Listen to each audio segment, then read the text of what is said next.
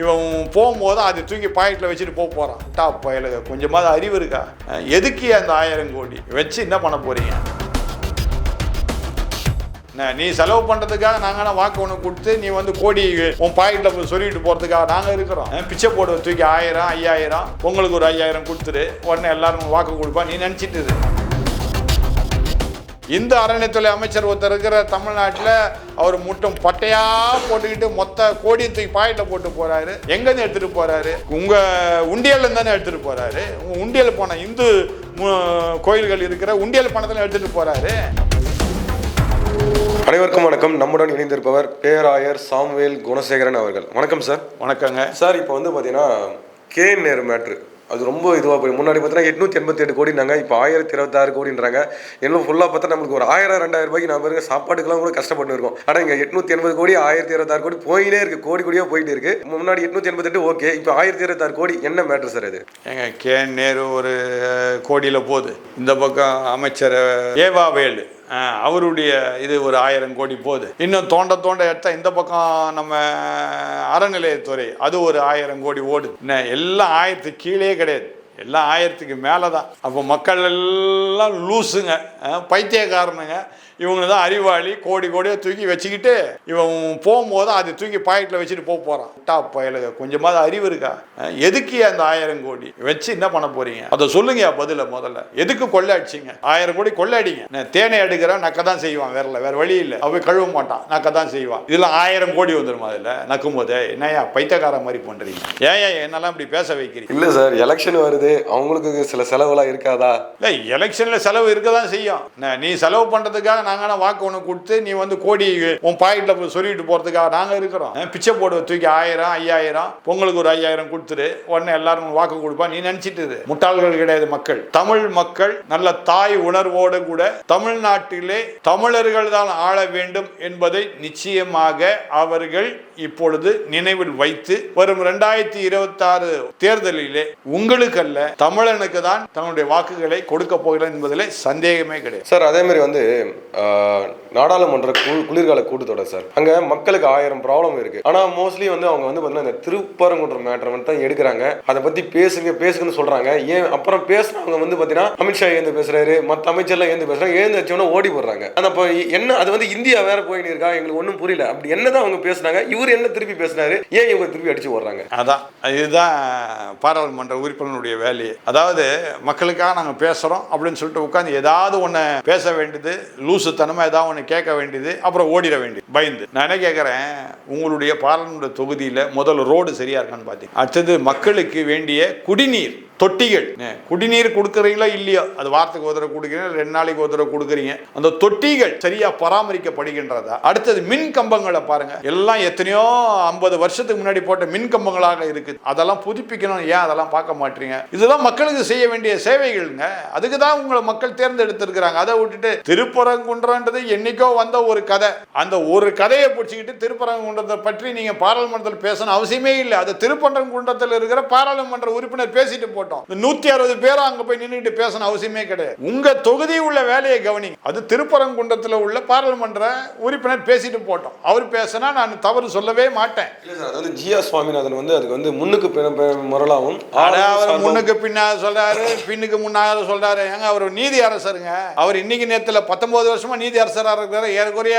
1.5 லட்சம் வழக்குகளை மிக சிறப்பாக செய்தார்னு சொல்லி அத்தனை நீதிபதிகளும் இந்தியாவில் உள்ள அத்தனை நீதிபதினு சொல்றாங்க. அவர் ஒரு அருமையான ஆளு. நீ 160 பேர் நீங்க திருப்பரங்குன்றம் சரியில்லைன்னு சொல்றதுக்காக அவர் நீதி அரசராக இருக்கிறாரு. என்னையா பேசுறீங்க? நீங்களா என்ன படிச்சிருக்கீங்க, அவர் என்ன படிச்சிருக்கிறாரு, அவருடைய அனுபவம் என்ன, உங்களுடைய அனுபவம் என்ன? எத்தனை கேஸ்களை பார்த்திருப்பார், வழக்குகளை அவர் பார்த்திருப்பார். அவருக்கு தெரியாதா என்ன சொல்லணும்னு? தெரியாதா?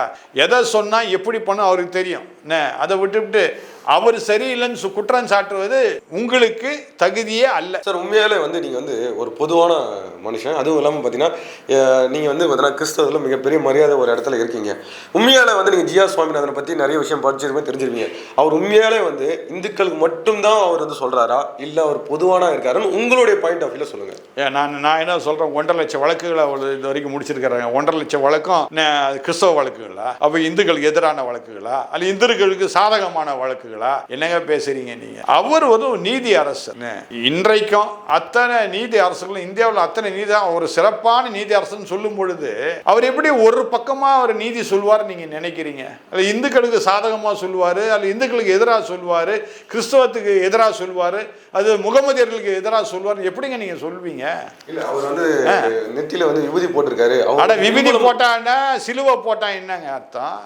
யாருங்க விபூதி போடல? இந்து அறநிலையத்துறை அமைச்சர் ஒருத்தர் இருக்கிற தமிழ்நாட்டில் அவர் முட்டும் பட்டையா போட்டுக்கிட்டு மொத்த கோடியை தூக்கி பாக்கெட்ல போட்டு போறாரு. எங்கேருந்து எடுத்துட்டு போறாரு? உங்க உண்டியல்ல தானே எடுத்துட்டு போறாரு. உங்க உண்டியல் போன இந்து கோயில்கள் இருக்கிற உண்டியல் பணத்துல எடுத்துட்டு போறாரு. எடுத்துட்டு போய் என்னங்க பண்ணாரு? எவ்வளவு எத்தனை கோயிலை பராமரிச்சாங்க? நல்லா சிந்திச்சு பாருங்க. அதை விட்டுட்டு சும்மா பட்டையை போட்டாரு. ஏங்க வீணா இப்படிலாம் பேசிட்டு இருக்காரு? பின்புலம் வந்து பார்த்தீங்கன்னா அவர் ஒரு ஐயரா இருக்காரு. அவருடைய ஜாதியெல்லாம் எழுத்து வச்சு பேசுறாங்க. அவர் ஐயரா இருக்கிறார், ஐயங்காரா இருக்கிறாருங்க. என் வீட்டு எதிர்க்க ஃபுல்லா ஐயங்கார் தான் இருக்கிறாங்க. இது வரைக்கும் எனக்கு எதிராக ஒண்ணுமே பண்ணல. 62 வருஷமா அந்த இடத்துல வாழ்றேன்.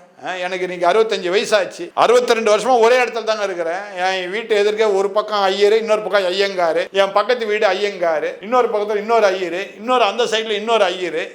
என்ன பண்ணிட்டாங்க 62 வருஷமா? என்ன ஒண்ணுமே பண்ணலையே. அவங்க அழகா தீபாவளி அன்னைக்கு நல்ல ஸ்வீட்லாம் தருவாங்க, சாப்பிடுவேன். நானும் கிறிஸ்துமஸ் அன்னைக்கு கேக் கொடுப்பேன், அவங்களும் சாப்பிடுவாங்க. நாங்க மனிதர்களா வாழ்ந்துட்டு இருக்கிறாங்க.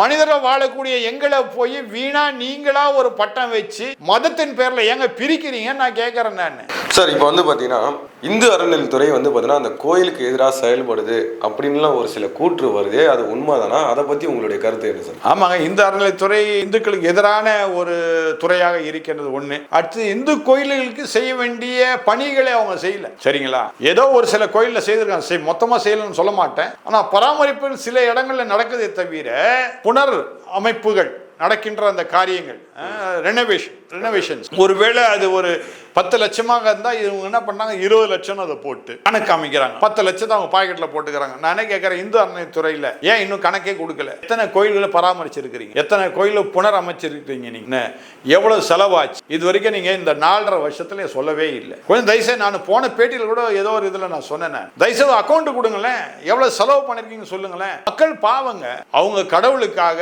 ஒரு 10 ரூபாயோ ஒரு 500 ரூபாயோ ஒரு 1000 ரூபாயோ காணிக்கை அங்க போட்டு போறாங்க. நீங்க அது வீணா உங்க செலவுக்காக எடுக்கிறீங்களே. கோயில் சொத்தை வந்து கொள்ளை அடிச்சா நான் எதுவும் சொல்ல விரும்பல. அதுக்கப்புறம் நீங்க தான் அதை முடிவு பண்ணிக்கணும். அது பயங்கரமான காரியத்தில் போய் சேர்க்கும்.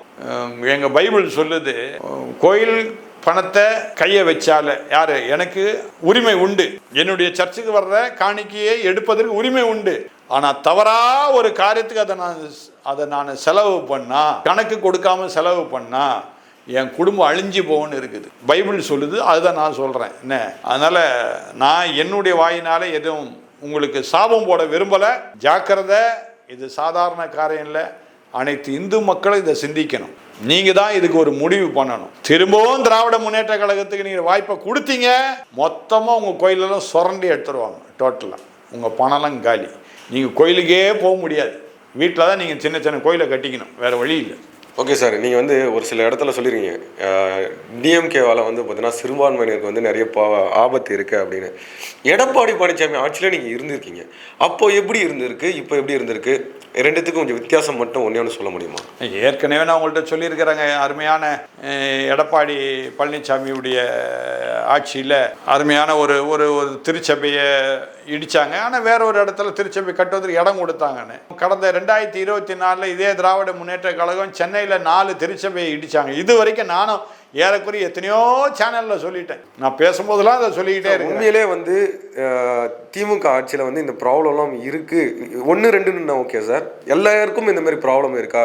ஏங்க, எனக்கு தெரிஞ்ச இடத்த நான் சொல்கிறேன். தெரியாத இடம் நிறைய இருக்குது. இப்போ ஒன்றும் இல்லை, ஒரு சில மாதங்களுக்கு முன்பதாக தூத்துக்குடி மாவட்டத்தில் இருக்க சிஎஸ்ஐ திருச்சபை க்ளோஸ் பண்ணிட்டாங்களாம் திராவிட முன்னேற்ற கழகம். ஆனால் அதே சிஎஸ்ஐ திருச்சபையுடைய பேராயர்கள் என்ன பண்ணுறாங்க, அந்த முதலமைச்சர் பின்னாடி போய் நிற்கிறாங்க. ஏன் அவங்கள்ட்ட போய் ஏன் கேட்கக்கூடாது? இந்த தூத்துக்குடியில் இருக்க சிஎஸ்ஐ திருச்சபை திறந்து விடுங்க ஏன் சொல்லக்கூடாது? அங்கே உள்ள பாதிரியார் ஒருவர் எனக்கு கைபேசியில் தொடர்பு கொண்டு, உங்களுக்கு திமுகவில் யாராக இருந்தால் சொல்லுங்க, கொஞ்சம் எனக்காக கொஞ்சம் பேசுங்க, இந்த திருச்சபை திறக்கணுன்றார். நீங்க தானே ஏன் அவர் பின்னாடி போங்க? நானா போறேன், நானா முதலமைச்சர் பின்னாடி போயிட்டு இருக்கிறேன். நான் திராவிட முன்னேற்ற கழகத்துக்கு எதிராக பேசிட்டு இருக்கிறேன். ஆனா அவர் என்ன கேட்கிறாரு, நீங்க எனக்காக பேச முடியுமான்னு கேட்டேன். நான் சொன்னேன், திராவிட முன்னேற்ற கழகத்தினர் ஒன்றும் சிங்கம் புலி இல்ல, தாராளமா நான் பேசுறேன், உங்களுக்காக என்னுடைய டீட்டெயில்ஸ் எல்லாம் கொடுங்க, என்னென்ன விவரங்களை கொடுங்கன்னு இதுவரைக்கும் அவர் கொடுக்கல, பயப்படுறாரு எனக்கு கொடுக்கறதுக்கு. எங்க நான் இந்த மாதிரி மீடியால வந்து பேசிட போறோம்னு. சரியா, நானும் பேசாம தான் இருந்தேன். ஆனா அவர் சொல்லாதனால இப்ப நான் பேச வேண்டிய சூழ்நிலை இருக்கிற கட்டாயத்தில் இருக்கிறேன். திராவிட முன்னேற்ற கழகத்தில் சிஎஸ்ஐ திருச்சபையே மூடப்பட்டு இருக்குது எங்க தூத்துக்குடி மாவட்டத்தில். ஆனா எங்க அவர் சொல்ல, எந்த இடம் சொல்லல. அதனால திராவிட முன்னேற்ற கழகத்தினாலே ஒரே ஒரு காரியம் சிறுபான்மையினருக்கு அவர் செய்தார். ஒன்னே ஒண்ணு கமெண்ட்ல தயவு செய்து போடுங்க. ஒன்னே ஒண்ணு அவங்க செய்தாங்க, கமெண்ட்ல போடுங்க. சரிங்களா? உடனே நீங்க சொல்லுவீங்க, ஆலயங்களை சீரமைப்பதற்காக சில கோடிகளை கொடுத்தார்கள். எந்த ஆலயம் கரெக்டா நீங்க சொல்லணும். அந்த ஆலயம் வந்து, அந்த ஆலயத்துடைய இடம் வந்து அரசாங்க கட்டுப்பாட்டில் இருக்கின்ற இடம் ஒன்று. இரண்டாவது, எப்பேற்பட்ட ஆலயங்கள்னா 1947க்கு முன்னாடி கட்டப்பட்ட ஆலயங்களுக்கு அவங்க சீரு அமைப்பதற்கு சில கோடிகளை கொடுத்தாங்க. அப்போ அதெல்லாம் அரசாங்கத்துக்குரிய காரியத்தை, அரசாங்க பணத்தை அரசாங்கத்துக்குரிய காரியத்துக்கு தான் கொடுத்துருக்காங்களே தவிர சிறுபான்மையின் மக்களுக்காக, விசேஷமா கிறிஸ்தவ மக்களுக்காக ஒன்னே ஒன்று செய்தாங்கன்னு சொல்லுங்க தயவு செய்து. நான் திமுக எதிராக இனிமே பேசவே மாட்டேன். நிறைய தகவல்களை பகிர்ந்து மிக்க நன்றி. தொடர்ந்து பேசுவோம். நன்றி, வணக்கம் சார்.